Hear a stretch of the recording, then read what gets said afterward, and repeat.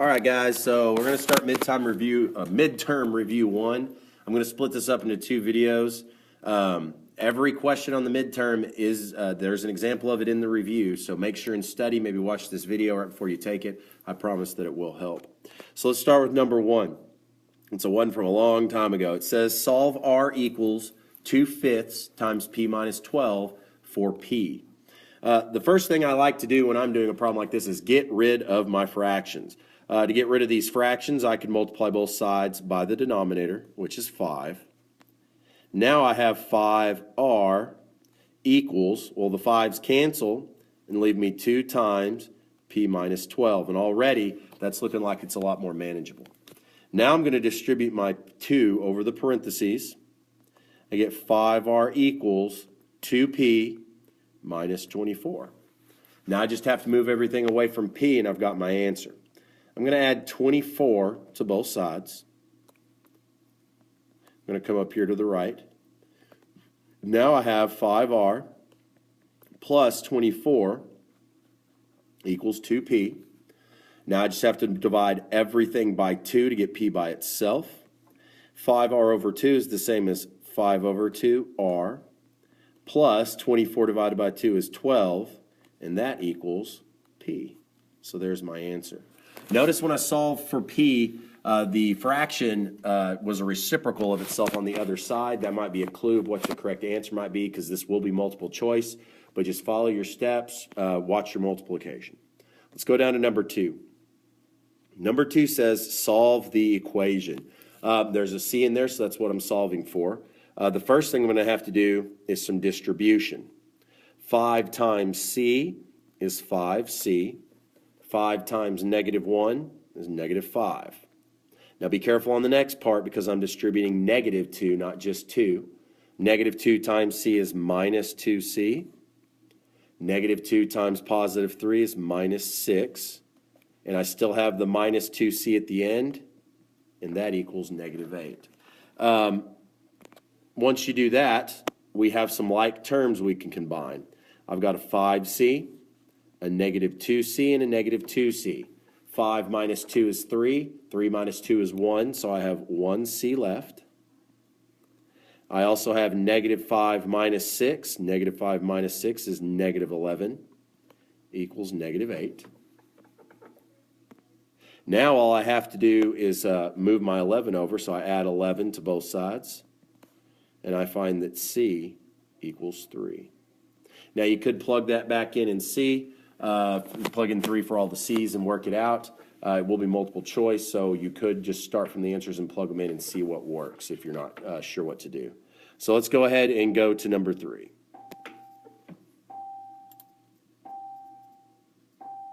So number 3 says simplify the following. It does not say solve, it says simplify. There is no equal sign here, so all we can do is combine everything that we can, and that's it. Now in front of both of these parentheses, there's really a 1 there that I'm distributing. The thing is, when I distribute 1 over the first set of parentheses, it changes nothing. So I have 10x minus 13. But on the next one, I'm distributing negative 1, which will change their signs. Negative 1 times 2x is minus 2x. Negative 1 times 12 is minus 12. I have some like terms I can combine. 10x minus 2x gives me 8x. Negative 13 minus 12 gives me negative 25. There's nothing else I can do there. I can't solve for x. Don't put an equal sign in just because you want to. You're finished. That's the answer. Let's go to number 4. Number 4 says it's a systems problem. At a school book fair, there are 2 prices for books. Big books are $5.50. Small books are $3. The book fair sold 243 books and made $1,086.50. Write a system that models this situation. They did not say to solve anything. All they said was write a system, which essentially means you're going to write the 2 equations. So let's decide what our variables are going to be. We're talking about big books and small books. So I'm going to say big equal, or B equals my big books. Whoops. And that S equals my small ones. Now let's read the questions carefully and figure out what to do. It says that the book fair sold 243 books. So if I take the amount of big books I sold plus the amount of small books, I should get the total. B plus S equals 243. Big books plus small books is 243. Now the next thing says they made $1,086.50. So for that, we're going to have to put some value on the books. Well, each big book is $5.50. So 550 times B will give me the amount of money they made from big books. Plus, the small books are $3, so 3 times S gives me the amount of money they made off of small books. And that should equal $1,086.50. Now, we set up our equations. We do not have to solve, so that's all we have to do. Let's go ahead and look at number 5. It says, if y varies directly as x and y equals 18 when x equals 6, what's x when y is 33? So this is a direct variation. We start with the first variable, so y equals, and we always put k times the second variable, x. Once you have that written down, you can plug in the y and x that they gave you and solve for k. Well, y is 18. That equals k times my x value of 6. I divide both sides by 6, and I found that k equals 3. So what I want to do is take that 3 and plug it in for that k. Now I have the equation y equals 3k. Now, you might have a little bit different version of this on the, I'm not 3k, I'm sorry guys, it's 3x.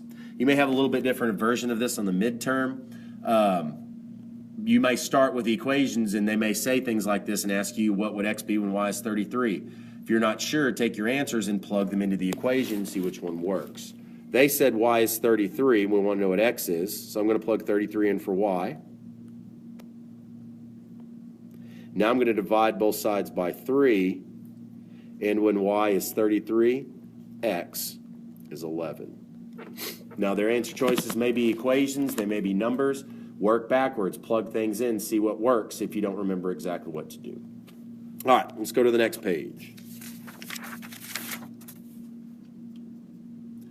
It says find the linear function rule that models the table below. What that means is with function rule is you're trying to find the equation. Now there's a couple of ways you could do this. You could use your calculator. You would use the stat button and edit. Once you're in there, you can put your x's in L1, your y's in L2. Then you can go back to stat, go to the right, pick linear regression, and it will give you ax plus b.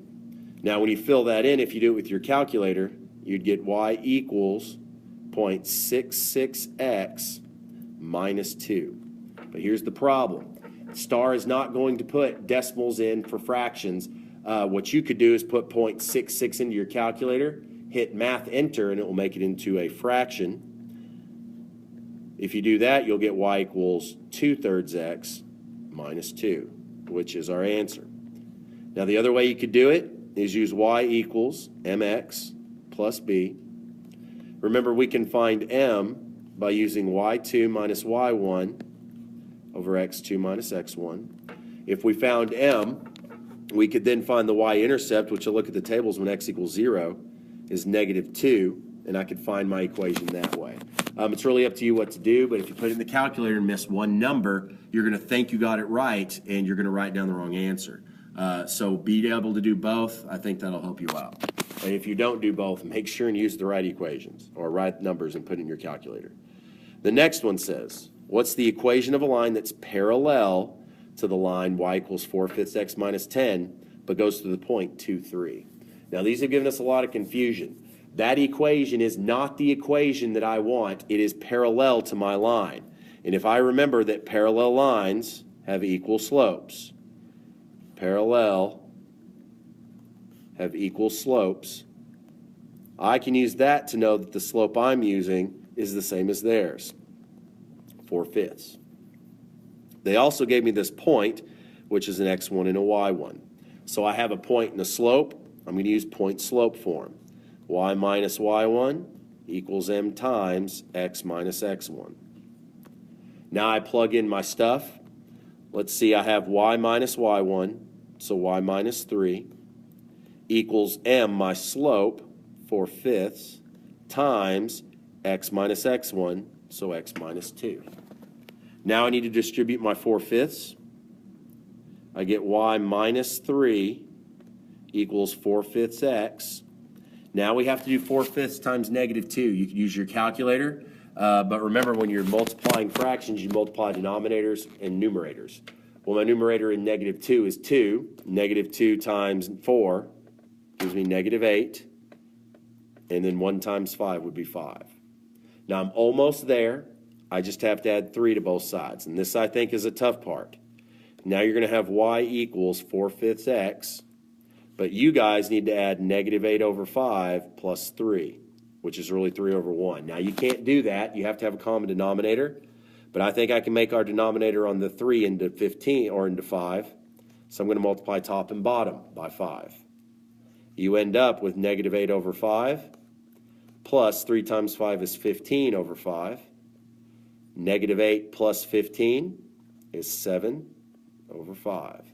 So my finished product is plus 7/5. There's my answer. Now that takes a little work, but you can use your calculator. Just remember, if you have a decimal and you want to make it back into a fraction, hit Math, Enter, and it'll do it for you. Now let's go ahead and look at the last problem on this page. Another kind of technical one. Says, what's the equation of a line that is perpendicular to the line shown on the graph below and passes through the point 6, 1? So there's a couple of things we have to do here. First, you have to remember, perpendicular lines have opposite reciprocal slopes.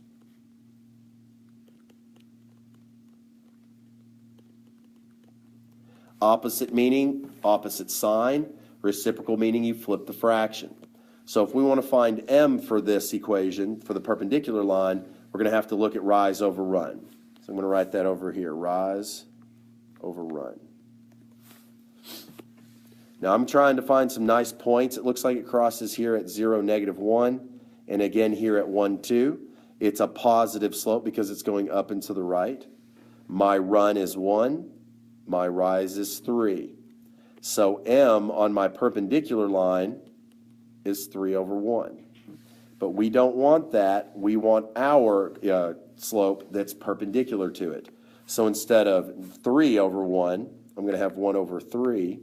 And instead of positive, I'm going to have negative. Now I have m. I have an x1 and a y1, and it's exactly what we did on the last equation. I've got a point and a slope. I'm going to plug it in to point slope form.